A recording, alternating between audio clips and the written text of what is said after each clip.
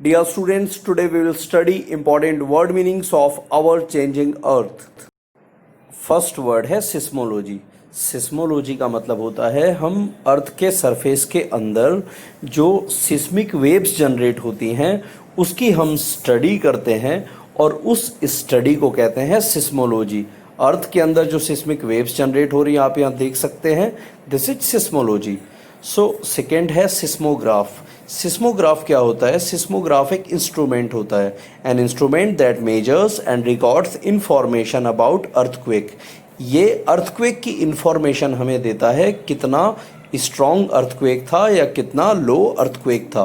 So seismograph is an instrument that measures and records information about earthquake, seismograph. Our next word is lithospheric plates. हमारा जो अर्थ का crust है वो बहुत सारे प्लेट्स में टूटा हुआ है, या हम कहें कि वो ब्रोकन डाउन है बहुत सारे पार्ट्स में, बट जो मेजर पार्ट्स हैं वो 7 हैं। आप यहाँ देखिए, Pacific plate, North American plate, Eurasian plate, American plate, South American plate, Australian, Indo Australian plate. So earth का जो अर्थ का क्रस्ट है वो बहुत सारे पार्ट्स में टूटा हुआ है और उसको हम क्या बोलते हैं? Lithospheric plates. Our next word is endogenic. मैंने आपको बताया था एंडोजेनिक। एंडोजेनिक का मतलब होता है फॉर्म्ड और occurring beneath the surface of earth. Earth के सरफेस के नीचे, जिस सरफेस क्या है, जिस सरफेस पे हम रहते हैं, जिस सरफेस पे व्हीकल्स चलते हैं, जिस सरफेस पे हमारे घर बने हुए हैं, माउंटेन्स हैं, प्लांट्स हैं, सो इस सरफेस के नीचे जो है वो सारा क्या है? Endogenic, beneath the earth surface. Endogenic means earth के नीचे। अगला वर्ड है एक्सोजेनिक। एंडोजेनिक हो गया अर्थ के नीचे और एक्सोजेनिक अर्थ के ऊपर, फॉर्म्ड और occurring on surface of the earth. Earthquake, violent movement of earth surface. जब अर्थ सरफेस के ऊपर, सरफेस जिस पे हम रहते हैं, मैंने आपको बताया जो हाउसेज हैं, जब उस पर वॉयलेंट मूवमेंट होता है, बहुत ही हिंसक मूवमेंट जब अर्थ सरफेस पे होता है तो उसको कहते हैं अर्थक्वेक। नेक्स्ट हमारा वर्ड है tsunami. A very large wave in the sea. एक बहुत ऊंची वेव, लहर जो सी में आती है और वो वेव जो होती है वो लैंड पे पहुंच जाती है और लैंड पर जो भी चीज़ें होती हैं उनको डिस्ट्रॉय कर देती है, चाहे वो हाउसेज हैं, फॉरेस्ट हैं। So this is tsunami.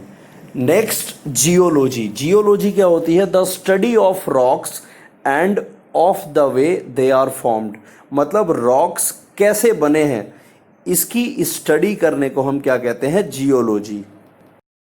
Eruption. Eruption का मतलब होता है आउटब्रेक या आउटबर्स्ट, अचानक से बाहर निकलना। So for example lava eruption. Lava क्या होता है? अचानक से जमीन से बाहर निकलता है, क्रस्ट से बाहर निकलता है। Next word is extinct. Extinct means no longer existing, मतलब विलुप्त। ऐसी कोई चीज जो कभी अर्थ पे होती थी बट अब वो नहीं है, जैसे वल्चर, गिद्ध। इसके बाद एक्सटिंक्ट वोल्केनो, जो आपने अपनी बुक में पढ़ा है, ऐसा वोल्केनो जो अब जिसमें से लावा नहीं निकलता, जो वोल्केनो डेड हो चुका है। Next word is weathering. Weathering का मतलब क्या होता है? Breaking down of rocks.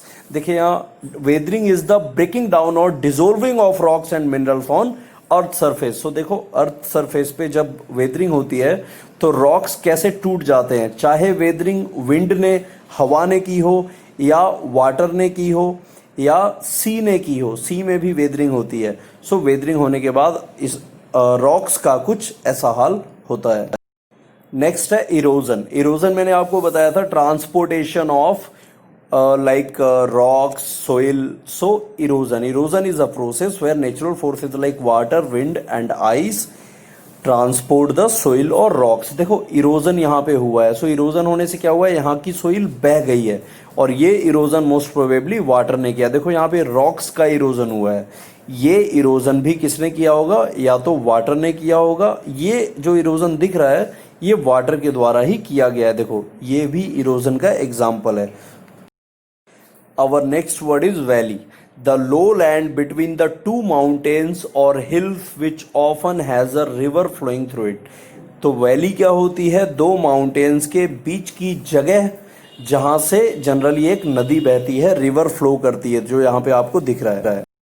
These are the another pictures of valley. आप देख सकते हैं एक वैली कैसी होती है। Generally valley is a place between the mountains, दो माउंटेन्स के बीच की जगह। नेक्स्ट है मिएंडर। आपको मैंने एक्सप्लेन किया था meander and bend. So basically meander is a snake like structure. Curve means मुड़ाओ, घुमाओ, बेंड्स।